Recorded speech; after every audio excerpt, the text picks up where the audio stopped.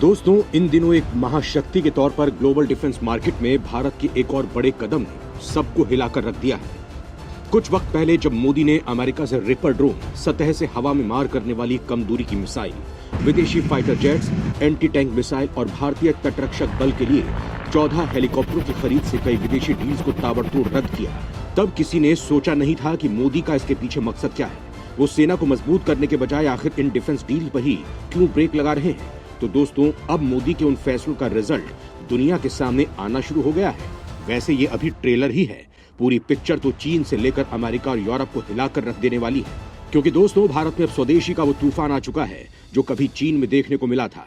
दोस्तों, आप भी सोच रहे होंगे कि एक जमाने में विदेशी तकनीक की बैसाखी पर चलने की कोशिश करने वाला भारत आज डिफेंस और स्पेस टेक्नोलॉजी में इजराइल, अमेरिका, चीन और रूस को कैसे टक्कर दे रहा है। कैसे अपने हथियारों के लिए एक जमाने में दुनिया के बड़े हथियार सप्लायर मुल्कों के भरोसे रहने वाला मुल्क दुनिया के 100 से ज्यादा देशों को हथियार सप्लाई कर रहा है। कैसे हिंदुस्तान में बनी ब्रह्मोस और आकाश एयर डिफेंस मिसाइलें खरीदने के लिए चीन का जानी दुश्मन वियतनाम 2 साल से कोशिशों में लगा हुआ है।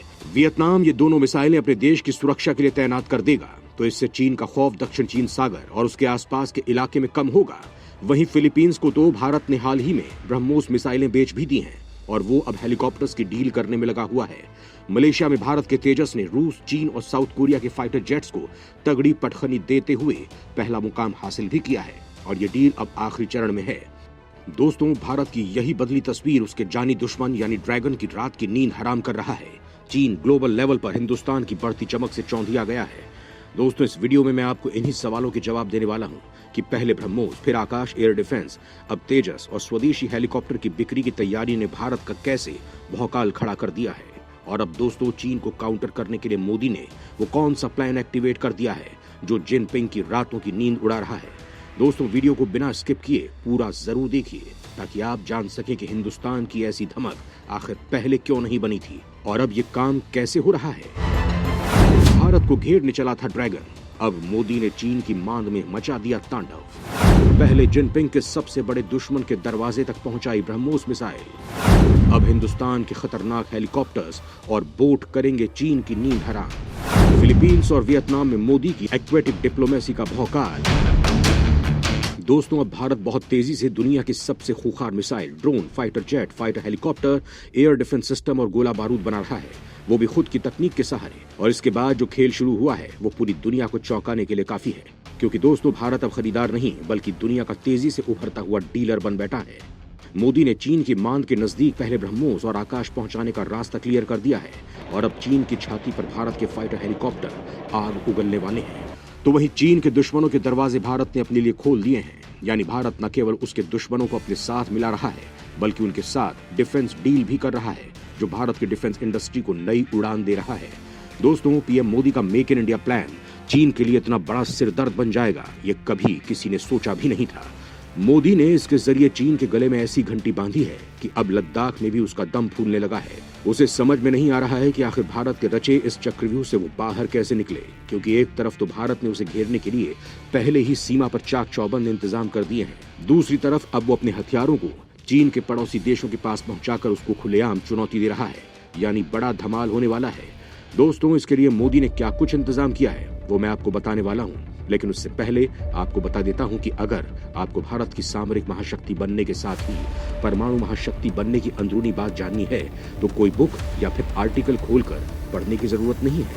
आप ऐसी कोई भी जानकारी कभी भी और कहीं भी ले सकते हैं, वो भी सुनते हुए। जी हाँ दोस्तों, कुकू एफएम पर, जिसमें बुक समरीज, बायोग्राफीज और कोर्सेज मौजूद हैं। यहाँ पर आप भारत के न्यूक्लियर प्रोग्राम पर बेहद खास audio book how India became a nuclear power भी मौजूद है, जिसे आप हिंदी, इंग्लिश और कई सारी रीजनल लैंग्वेजेस में भी सुन सकते हैं। दोस्तों, कुकू एफएम इंडिया का लीडिंग ऑडियो शो प्लेटफॉर्म है, 5000 से भी ज्यादा कंटेंट लाइब्रेरी के साथ। और अच्छी बात यह है कि एक मेड इन इंडिया एप्लीकेशन है जिसका लिंक डिस्क्रिप्शन बॉक्स में है। इस प्लेटफॉर्म के प्रीमियम शोज को सुनने की कीमत है 399 रुपए पर ईयर। पर आप सभी के लिए कुकू एफएम की तरफ से पहले 250 यूजर्स के लिए एक खास डिस्काउंट है और वो है 50% का सीधा डिस्काउंट। अगर आप मेरा कूपन कोड NWN50 इस्तेमाल करते हैं तो फिर आपकी कॉस्ट पड़ेगी 199 रुपए पर ईयर। तो जरूर इसे चेकआउट करिए, लिंक नीचे डिस्क्रिप्शन में है। अब चीन को उसकी मांद में ही घेरने लगा भारत। चीन के दुश्मनों को भारत के हथियारों पर भरोसा। दुनिया के हथियारों की फैक्ट्री बनने लगा है भारत। दोस्तों, मोदी सरकार के प्रोत्साहन और बजट के साथ ही विदेशी तकनीक सहयोग के बाद अब भारत उस स्टेज पर पहुंच गया है जहां से वो 5वीं पीढ़ी से भी उन्नत फाइटर प्लेन्स बना सकता है। भारत अब 5th प्लस जनरेशन का जेट एम का बनाने जा रहा है, तो वहीं भारत का तेजस फाइटर जेट अब दुनिया में बिक्री के लिए रास्ते बनाने लगा है।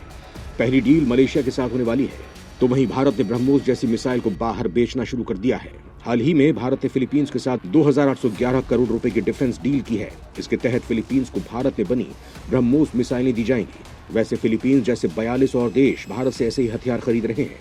इनमें से बहुत सारे देश वो हैं जो चीन से परेशान है और अब भारत हथियार देकर उनकी मदद कर रहा है। दोस्तों, वियतनाम, मलेशिया और इंडोनेशिया जैसे देश भी ब्रह्मोस मिसाइल को खरीदने के लिए तेजी से चर्चा कर रहे हैं। दुनिया के 20 से ज्यादा देश BrahMos missile, Arjun MK-1A tank, Tejas fighter plane और रॉकेट सिस्टम जिसे पिनाका कहते हैं उसे खरीदने के इच्छुक हैं। ऑस्ट्रेलिया को हमारा देश MKN सीरीज के आधुनिक कारतूस सप्लाई कर रहा है। इसे आप चीन को उसी के अंदाज में जवाब देने की भारत की रणनीति कह सकते हैं, क्योंकि पिछले 2 दशकों में चीन ने बांग्लादेश, म्यांमार, पाकिस्तान, श्रीलंका और अफगानिस्तान जैसे देशों के साथ कई रक्षा समझौते किए और इन देशों को जितने आधुनिक हथियार चाहिए थे उतने हथियार देने की कोशिश की। चीन ने ऐसा इसलिए किया क्योंकि वो भारत के पड़ोसी देशों की रक्षा जरूरतें पूरा करके भारत की घेराबंदी करना चाहता है। अब चीन के खिलाफ भारत ने भी इसी स्ट्रेटेजी पर काम करना शुरू कर दिया है। दोस्तों, भारत और चीन का काफी वक्त से लद्दाख में विवाद चल रहा है। इसी तरह चीन की दुश्मनी फिलीपींस के साथ भी है। इस साल की शुरुआत में दोनों देश दक्षिणी चीन सागर में आमने सामने आ गए थे। चीन ने दक्षिण चीन सागर में कृत्रिम रूप से बनाए गए टापुओं पर सैन्य अड्डे स्थापित कर लिए हैं, जिस पर फिलीपींस के अलावा ब्रुनेई, मलेशिया, ताइवान और वियतनाम जैसे देश चीन के इन दावों पर आपत्ति जताते हैं। हाल के सालों में इसे लेकर तनाव में तेजी से इजाफा हुआ है, जिसके बाद फिलीपींस अपनी सैन्य ताकत में इजाफा कर रहा है, जिससे वो चीन को जवाब दे सके। इसी को देखते हुए उसने इस साल की शुरुआत में क्रूज मिसाइल ब्रह्मोस के लिए भारत के साथ सौदा किया था। इसके तहत भारत फिलीपींस नेवी के तट आधारित एंटी शिप मिसाइल सिस्टम की आपूर्ति भी करेगा। ब्रह्मोस के बाद वो भारत के एडवांस लाइट हेलीकॉप्टर्स को खरीदने की योजना बना रहा है। फिलीपींस कितने ALH खरीदेगा इसका खुलासा तो नहीं हुआ है, लेकिन ये माना जा रहा है कि 7 हेलीकॉप्टर का एक बैच तो वो लेगा ही, क्योंकि उसे अपने पुराने हेलीकॉप्टरों की फ्लीट को बदलना है। दोस्तों, यहाँ सवाल ये उठता है कि आखिर क्यों फिलीपींस भारत से ही हेलीकॉप्टर खरीदना चाह रहा है, जबकि वो अमेरिका, रूस और फ्रांस से भी हेलीकॉप्टर ले सकता था। तो दोस्तों, इसका एक तो बड़ा कारण है भारत पर भरोसा, क्योंकि दुनिया में एकमात्र भारत ही है जो चीन को सीधी चुनौती दे रहा है। दूसरा, भारत के आधुनिक और हल्के हेलीकॉप्टर मल्टीपर्पज है, मतलब एक ही हेलीकॉप्टर में लाइट कॉम्बैट हेलीकॉप्टर और लाइट यूटिलिटी हेलीकॉप्टर की सुविधा है, यानी युद्ध और परिवहन दोनों ही स्थितियों के लिए एक ही हेलीकॉप्टर काम में आ सकता है। भारत के ध्रुव हेलीकॉप्टर का नया रूप ये एडवांस लाइट हेलीकॉप्टर है। इसका इस्तेमाल भारतीय सेनाएं तो कर ही रही हैं। इसे इजराइल ने भी साल 2007 में लीज पर लिया था। तो वहीं मालदीव की नेशनल डिफेंस फोर्स इसका इस्तेमाल कर रही है, तो वहीं मॉरिशस की सेना और पुलिस फोर्स इसका उपयोग कर रही है। नेपाल की आर्मी एयर सर्विस में भी यही हेलीकॉप्टर तैनात है। इसे 2 पायलट उड़ाते हैं और इसमें 12 जवान बैठ सकते हैं। ये एक बार में 630 किलोमीटर तक उड़ान भर सकता है। इसके प्लेटफॉर्म पर लाइट कॉम्बैट हेलीकॉप्टर बनाया गया है, जो हमलावर हेलीकॉप्टर है। वहीं दोस्तों, चीन का एक और दुश्मन देश वियतनाम भारत के आकाश मिसाइल सिस्टम को खरीद रहा है। भारत का ये मिसाइल डिफेंस सिस्टम सतह से हवा में दुश्मन को तबाह कर सकता है। वियतनाम अपने सोवियत जमाने के सिस्टम को बदलना चाहता है।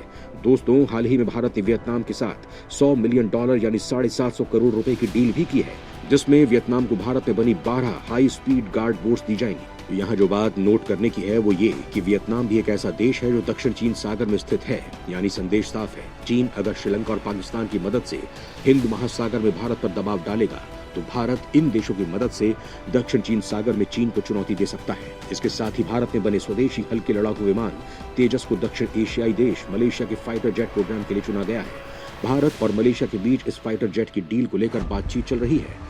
बहुत जल्द इस डील के पूरा होने की उम्मीद है। मलेशिया के फाइटर जेट प्रोग्राम के लिए प्रतियोगिता में चीन का JF-17, दक्षिण कोरिया का FA-50 और रूस की तरफ से MiG-35 और Yak-130 प्लेन शामिल थे।